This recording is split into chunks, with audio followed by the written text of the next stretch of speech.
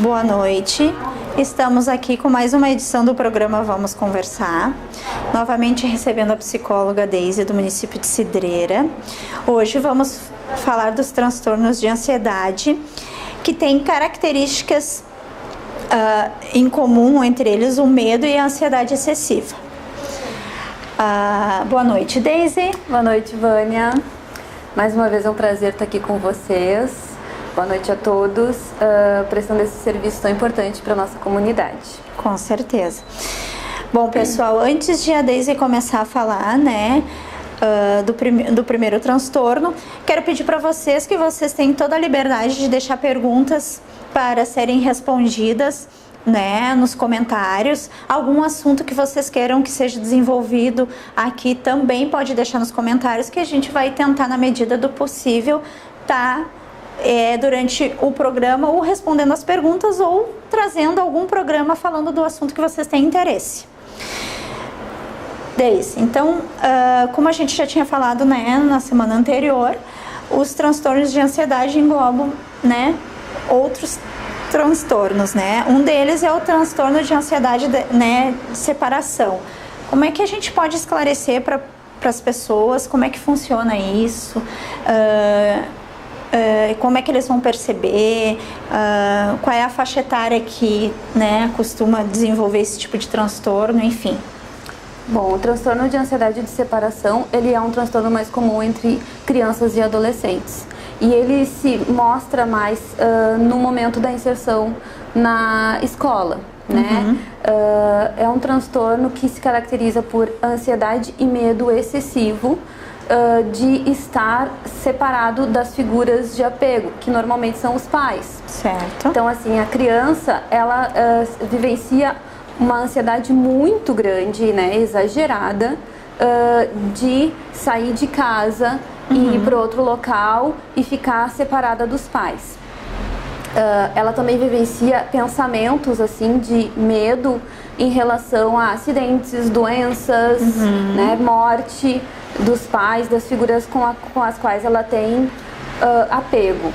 Na escola, como é que a gente vai diferenciar? Mas então o meu filho que está lá na escola de educação infantil fazendo adaptação e chora na hora que eu largo ele está vivendo um transtorno de ansiedade de separação? Tem que ver a intensidade disso, né? É normal a criança sofrer um pouco no momento da inserção na escola, chorar e ter um medo de se separar dos pais. Certo. Mas se esse medo é prolongado com o passar do tempo, a criança não está conseguindo se adaptar, não está conseguindo se relacionar com os colegas, não está conseguindo fazer as atividades da escola, não está conseguindo se alimentar na escola, e aí já passou 2 semanas, 3 semanas, 1 mês, e ela continua chorando o tempo todo, aí já não é mais uma adaptação normal.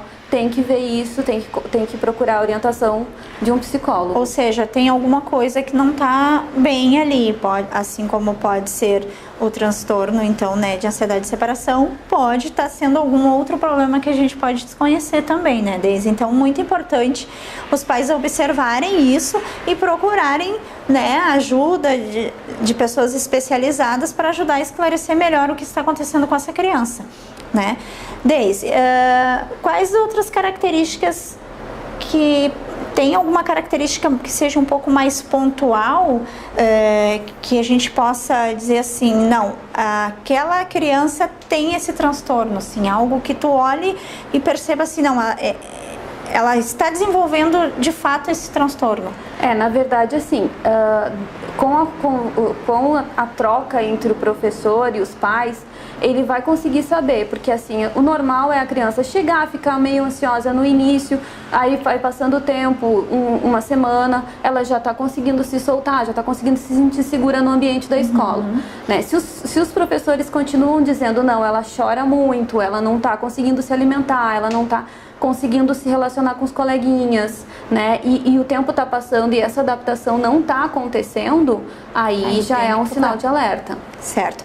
Então, assim, pessoal, os adolescentes, né, também vai ser A mesma coisa, porém os adolescentes não vão ficar chorando, mas aí vai ser aquela inquietação, porque normalmente o adolescente vai mostrar uma inquietação, não consegue parar, né, muito tempo no ambiente escolar, tem que estar saindo da sala, parece que não se sente bem, parece que está se sentindo sufocado, enfim, né, Daisy, o adolescente, às vezes, ele tenta manter o equilíbrio o máximo possível, mas daí não consegue e aí se percebe essa situação, né? Que sai toda hora da sala, enfim. Ele vai realmente ficar com mesmo o adolescente, ele vai demonstrar essas características de medo e ansiedade excessivo. Ele não vai chorar, mas ele vai começar a não querer ir para a escola, dar jeitos de não ir, quando os pais estão indo fazer atividades e ele tem que ficar sozinho, ele não vai querer ficar. Ele vai fazer protestos, vai relutar para não se separar dos pais. Talvez ele não expresse isso através do choro, mas ele vai expressar de outras formas. Certo, até com a raiva às vezes, sim, né? Agressividade. Bate porta, sai da sala de aula, às vezes bate a porta, a professora fica preocupada, o que está acontecendo, né? Então a gente tem que observar. Daisy, a gente também tem um outro transtorno que é conhecido como mutismo seletivo, né? Que transtorno é esse? Qual é a característica que identifica esse transtorno, né? Como é que a gente vai identificar? O mutismo seletivo, ele também é mais comum na infância e na adolescência. E ele é assim, a criança, ela não vai conseguir falar em outros ambientes que não o ambiente familiar. Então, assim, em nenhum outro ambiente ela vai falar. Ela tem domínio da língua, ela fala muito bem, quando está na presença daqueles que fazem função paterna e materna, tá tudo ok, ela se comunica Perfeito. Através da fala. Mas aí, se ela está num ambiente que não tem a figura paterna e materna, não tem as figuras de apego dela, né? Ou é o ambiente externo, ou tem as figuras de apego, mas tem outras pessoas com as quais ela não se relaciona muito, às vezes até amigos da família, às vezes em casa mesmo, tá ali num jantar, vem amigos que ela não conhece muito bem, parentes que ela não se relaciona com muita frequência, e aí a criança não consegue falar. Ela se comunica de outras formas, mas a ansiedade para ela é tão grande que ela não consegue falar. E esse transtorno atinge mais crianças, é isso? Sim, ele é mais frequente em crianças. E é muito importante a gente falar que não adianta ficar insistindo para a criança falar. Esse comportamento, às vezes, ele acontece dos pais que ficam angustiados porque que ela não fala e ficam insistindo para que ela fale. Isso reforça ainda mais o sofrimento, porque ela está angustiada e ansiosa e não consegue falar. E aí vem uma pressão para que ela fale. Aí é que ela não vai conseguir falar. Essa criança, ela precisa de ajuda, ela precisa de tratamento psicológico e essa família precisa de orientação para ajudar essa criança. Bom, pessoal, então é muito importante a gente poder observar, né, isso. Às vezes a gente ouve muito dizer assim, tá numa reunião em família, mas o fulaninho não fala. Não, em casa ele fala tudo, não sei por que ele não quer falar agora. Se isso são coisas que estão acontecendo frequentemente em diversos ambientes que vocês estão acostumados a frequentar com essa criança, que ela se fecha e ela não fala de jeito algum, tem que procurar ajuda, né? Ela pode estar passando por esse transtorno e ela não vai saber, a criança não sabe dizer assim, olha, eu não tô falando porque eu não tô me sentindo bem. Infelizmente a criança tem essa dificuldade porque nem ela entende o que está acontecendo com ela. É que nem a questão da depressão, a gente sente enquanto na depressão um vazio, e a criança tem aquele vazio e a criança também não sabe explicar daquele vazio, né? Então a ansiedade é a mesma coisa, a ansiedade às vezes é um aperto no peito, a criança não sabe explicar, ou daqui a pouco a criança vai dizer, ai, tá doendo aqui, né? Vai dizer pro pai, eu não falo porque tá doendo aqui. Tu tá de frescura. Não, gente, pode que não seja frescura. Claro que se é esporadicamente que isso acontece, é uma coisa, mas se isso é em todos os ambientes que a criança está inserida, com vocês, com outras pessoas, e acontece isso, é porque tem alguma coisa errada. Sim, certo? E a criança, ela não vai saber expressar e a pressão vai só piorar, né? Então ela precisa que alguém observe ela, porque também, imagina, o tamanho do transtorno que vai ser na vida dessa criança, como é que ela vai se relacionar na escola, como é que ela vai trocar, como é que ela vai aprender se ela está tendo essa dificuldade, né? Se essa ansiedade é tão grande que ela não consegue falar. Então, ela precisa de ajuda e não de que alguém force ela a fazer isso. Claro. Às vezes lá no ambiente escolar, eu já trabalhei em escola e tem professores que dizem assim, bah, Vânia, mas eu tenho um aluno lá que não fala de jeito algum. Esse aluno com certeza sofre desse transtorno desde criança, como nunca foi trabalhado, ele vai continuar se fechando nos ambientes, principalmente na escola, porque já não vai conseguir se manifestar isso, então vai ajudar, porque aí vai evoluir de um tipo de transtorno de ansiedade para um outro, né? Então é bom que a gente possa observar bastante. Né? Gerando um sofrimento muito grande para essa criança. Daisy, temos outras, né? Temos fobia específica, né? A fobia específica, assim, como é que é trabalhado isso no consultório? Esse transtorno, assim, ele é muito comum? Como a gente pode perceber, como a família pode perceber alguém em casa que sofra com isso, né? Como vamos fazer para identificar, assim? A fobia específica é um medo, ansiedade exagerado acerca de um objeto, um animal, uma situação. Ele é um transtorno de ansiedade mais comum, mais prevalente na população. Né? E como é que a gente vai identificar o que é um medo comum de barata e o que é uma fobia de barata? É sempre na intensidade e o tanto que isso traz prejuízo para minha vida. Então, assim, um medo de barata eu tô no ambiente, eu vi uma barata, eu me assusto, né? Eu peço para alguém tirar aquele bicho dali, mas eu sigo a minha vida normal. Uma fobia de barata, a pessoa vai, quando confrontada com o objeto fóbico, ela pode ter, inclusive, um ataque de pânico, né? Então, assim, é um medo muito grande, né? E aí, quando a gente tem o paciente com esse transtorno, ela vai ter o pensamento o tempo todo em como evitar encontrar uma barata. Então, assim, imagina o quanto que isso é complicado, né? Tô lá na minha vida, eu detetizo a minha casa 2, 3 vezes por semana, porque eu não posso tolerar sonhar que possa ter uma barata. Aí eu vou no meu local de trabalho, eu não sei se eles detetizam, então eu fico trabalhando, mas eu tô em alerta o tempo todo, olhando para os cantos, olhando para o chão para ver se tem. Sim. Aí eu sou convidada para passar um fim de semana na casa de amigos no campo. Lá no campo eu sei que tem mais incidência de barata, não sei, mas eu não vou ir, eu vou dar um jeito de dizer que não vou, então acaba te trazendo muito prejuízo na tua vida. É assim que tu vai conseguir ver se é um medo normal, um medo comum, ou se é uma fobia, né? E não é só de animais e nem de objetos, né? Pode ser de situações também, como voar de avião, andar de elevador. Andar de elevador. Principalmente andar de elevador.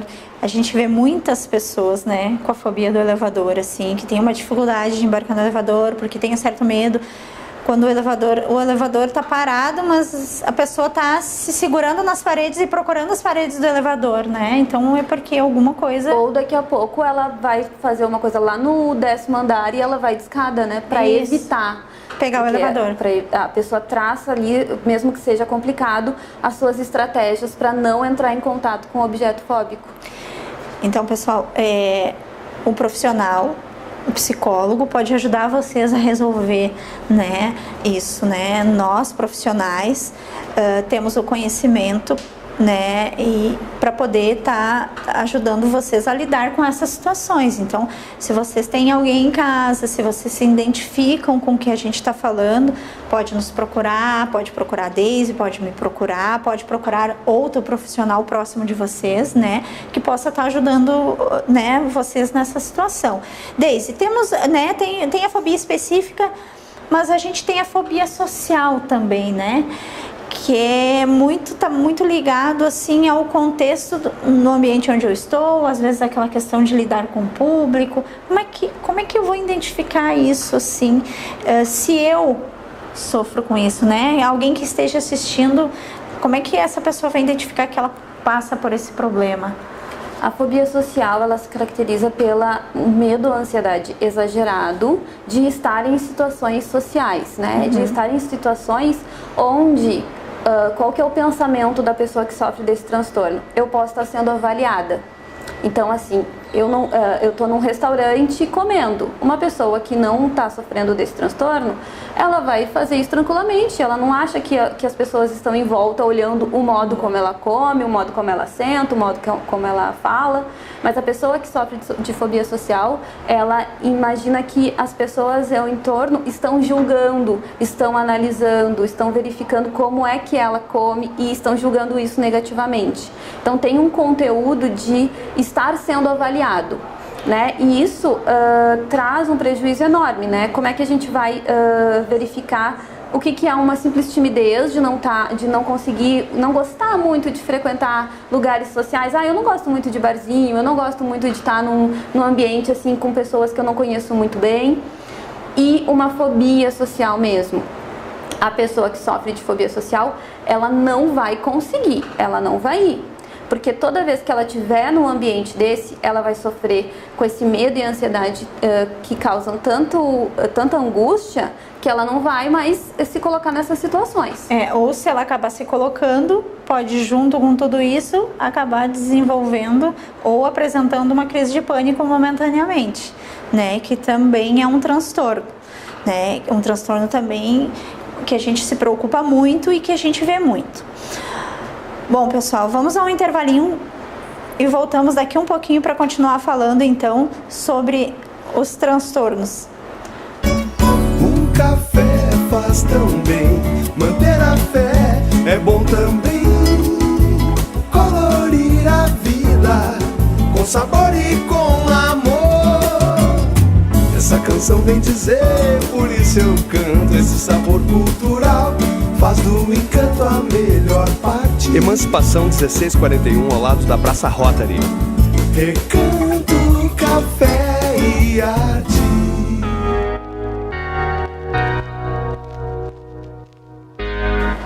Voltamos do nosso pequeno intervalo comercial. Vamos dar continuidade. Daisy, falamos anteriormente do transtorno de fobia social, né? Mas temos também a agorafobia, né?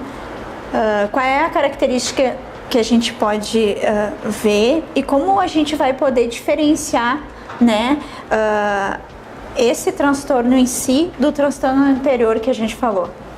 Sim, a agorafobia é um transtorno que se caracteriza por medo e ansiedade excessivos em estar em situações onde a pessoa possa imaginar que seria difícil sair e escapar se acontecesse alguma tragédia, alguma catástrofe. Então, assim, ela vai estar no banco ou num cinema, e aí ela vai estar naquela situação e começam a vir pensamentos de que se acontecer alguma coisa, se acontecer um assalto, um incêndio, seria muito difícil dela sair daquela situação, daquele lugar, seria muito difícil da ajuda chegar até ela. Então a agorafobia, ela se caracteriza por esse medo e ansiedade intensos. Não é um simples pensamento que a gente imagina que, se acontece alguma coisa aqui e esse pensamento vai embora. Não, esse pensamento persiste, a pessoa fica nessa ansiedade, nesse medo, até que chega um ponto que ela sai desse lugar e depois ela começa a traçar estratégias para não precisar frequentar esses lugares, né?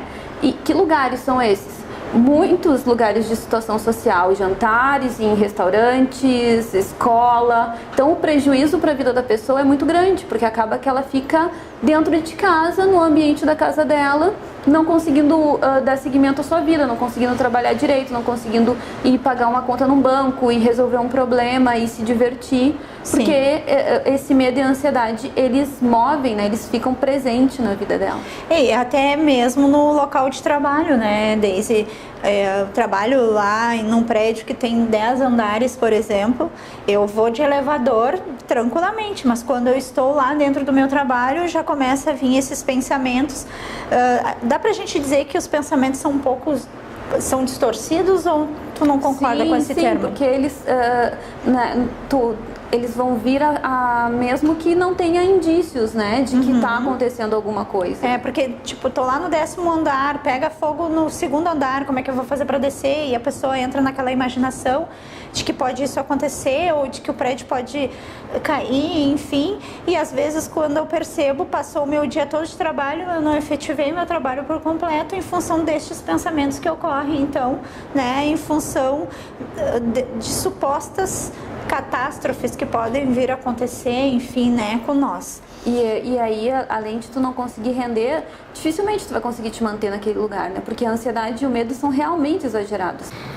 Daisy, a gente falou desses transtornos, enfim, né, da ansiedade, e em alguns momentos, né, a gente comentou que dentro de alguns desses transtornos a gente pode ter crises de pânico, né, que também é um transtorno de ansiedade. Como identificar, né, esse sintoma, como a pessoa vai perceber que sofre disso para que ela possa procurar ajuda, né? Como é que quem está assistindo vai perceber, possa pensar assim, mas eu acho que eu tenho esse problema, preciso de ajuda, ou alguém na minha família tenha, enfim. Sim. O transtorno de pânico, ele são crises de pânico, né? Ataques de pânico de modo recorrente. O que é um ataque de pânico? Um ataque de pânico é um pico de ansiedade e medo que acontece em minutos, né? E de maneira inesperada. Então, assim, tava tudo bem, eu não tava pensando em nada, eu não tava ansiosa, eu tava tranquilamente, eu tava fazendo minha caminhada. E aí eu tive, do nada, um sentimento de medo muito grande e sintomas físicos muito fortes, né? Que são taquicardia, aquele coração acelerado, dor no peito, pode dar dor de cabeça, dor no estômago, tremores, sensação de sufocamento, muito angustiante, falta de ar, né? A falta de ar, tontura. Então, assim, é uma sensação mesmo que a gente chama de sensação de morte, né? E o medo é esse, eu vou morrer, né? É um medo de que vai morrer. Então, assim, a pessoa do nada tem todos esses sintomas misturados de maneira muito rápida, né? Isso se configura um ataque de pânico. Se a pessoa teve um ataque de pânico e aí ela vai procurar atendimento para os sintomas físicos que ela sentiu, né? Ela vai pensando que está com problema no coração, está com problema respiratório, né? E aí vai fazer todos os exames e vai ver que na questão orgânica dela está tudo bem. O que motivou todos esses sintomas foram as questões emocionais, psicológicas, né? E aí ela começa a desenvolver um medo, porque é uma sensação realmente muito ruim. Sim. Ela começa a desenvolver um medo de que isso aconteça novamente. E aí ela começa a traçar estratégias para tentar evitar. Então, se aconteceu durante uma caminhada, ela não vai mais fazer a caminhada, né? Porque a caminhada acelera o batimento cardíaco, né? Dá suor, então já não vai mais fazer. Se aconteceu na rua, ela estava andando sozinha, ela já não vai mais andar sozinha. Ela vai precisar de uma pessoa. E aí começam os prejuízos muito grandes à vida da pessoa. E aí ela tem novamente um ataque de pânico. Para se configurar um transtorno de pânico, né? A síndrome do pânico, precisa ter mais do que um ataque. Um ataque é um ataque isolado, merece tratamento, todo o acolhimento, todo o tratamento normal, mas para configurar uma síndrome de pânico, um transtorno de pânico, precisa ter mais de um ataque recorrente, né? Às vezes o intervalo pode ser maior, mas precisa ser mais do que um. Então, assim, às vezes a gente tem um familiar lá em casa que ele sempre resolve todas as suas questões sozinho, enfim, dá conta de tudo sozinho. Repentinamente essa pessoa começa a pedir companhia de alguém para ir no supermercado, companhia de alguém para ir não sei aonde, tudo que é lugar tem que ter alguém junto. Possivelmente essa pessoa pode estar com isso, né? Sofrendo dessa síndrome, né, que é o pânico. Por quê? Porque ela já teve uma primeira crise talvez sozinha e começa a pensar assim, bom, eu vou morrer disso, eu não posso mais andar sozinha. Se eu for morrer, tem que ter alguém junto comigo. Não posso estar sozinha. A pessoa, ela vivencia isso e ela vai conseguir imediatamente identificar, né? Então, isso, assim, ela não percebe que é algo ela vai ter todos esses sintomas, né? Mas o diagnóstico, ele vai demorar um pouquinho, né? E às vezes, assim, a pessoa acha que é uma outra coisa não quer preocupar os familiares, né? Então teve todos esses sintomas, se sentiu muito mal, recebeu ajuda, mas não quer contar para as pessoas, né?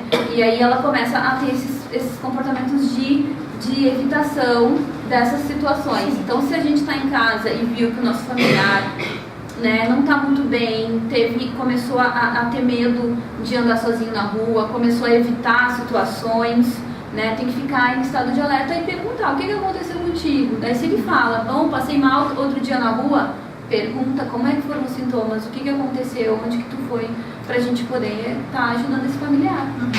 Assim, pessoal, essa função, né, de daqui a pouco alguém está necessitando sempre da companhia de alguém, involuntariamente ela faz isso, né, porque ela não percebe, né, a situação que é esse transtorno que talvez ela já esteja sofrendo há muito tempo. Então, assim, é um detalhe a se observar, tá? A gente tem o transtorno de ansiedade, que é causado pelo uso de substâncias, né? A ansiedade por indução de substâncias. Como que funciona essa ansiedade? Como os familiares podem fazer para lidar com pessoas na família que estão sofrendo com esse problema, assim?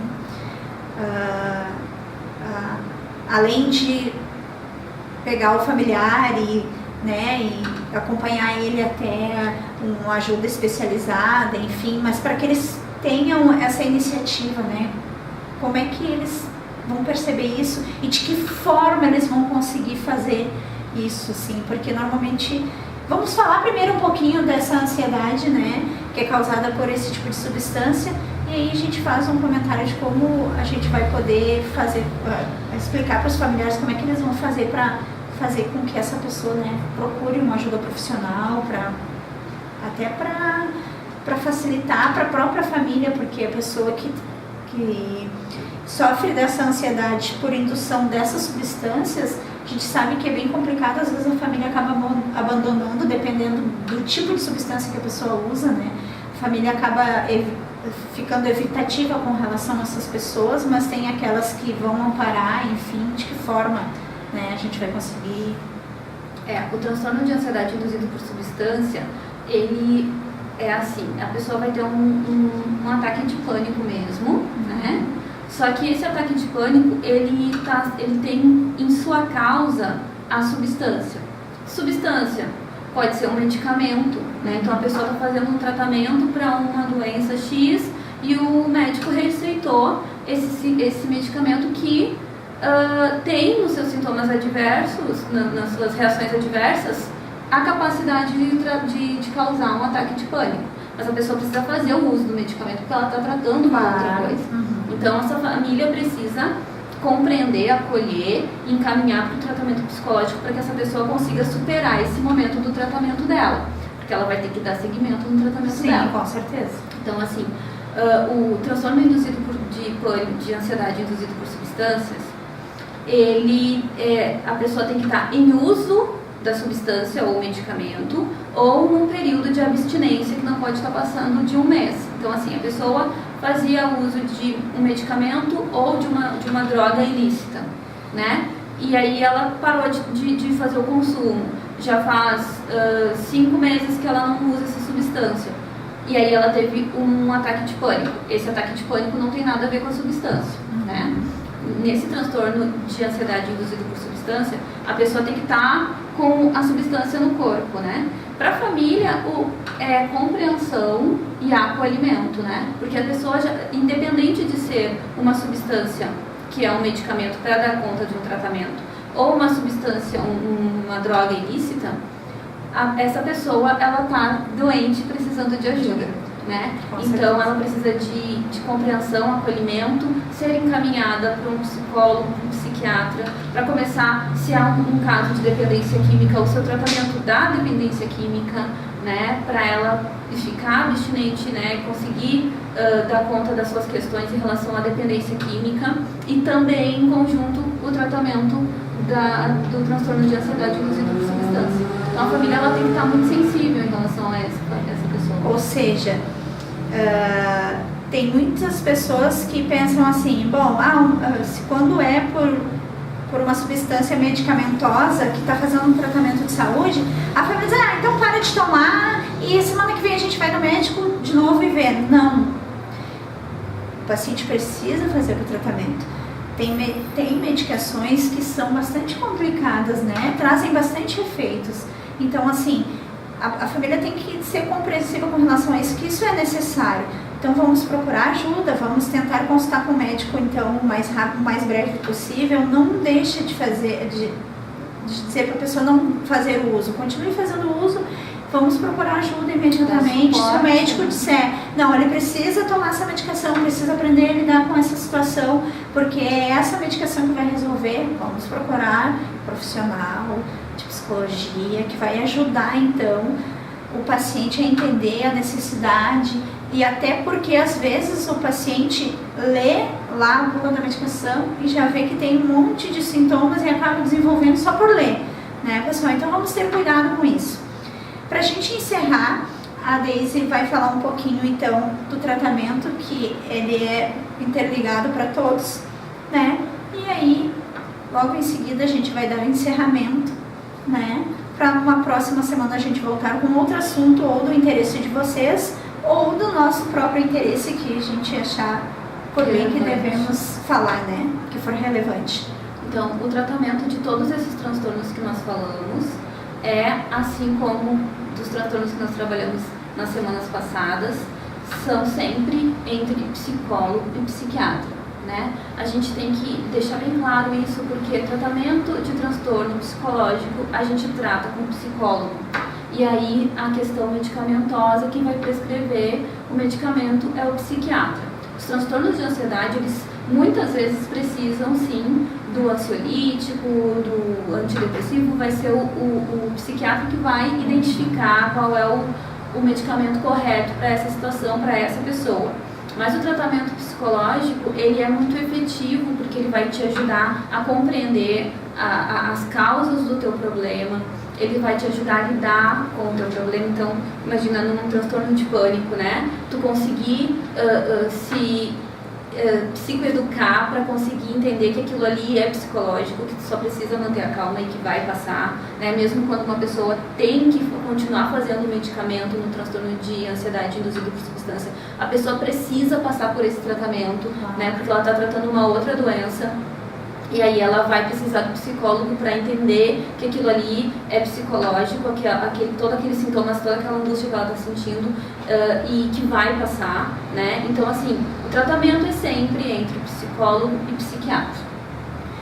Bom, pessoal, estamos então, como eu disse, né, à disposição.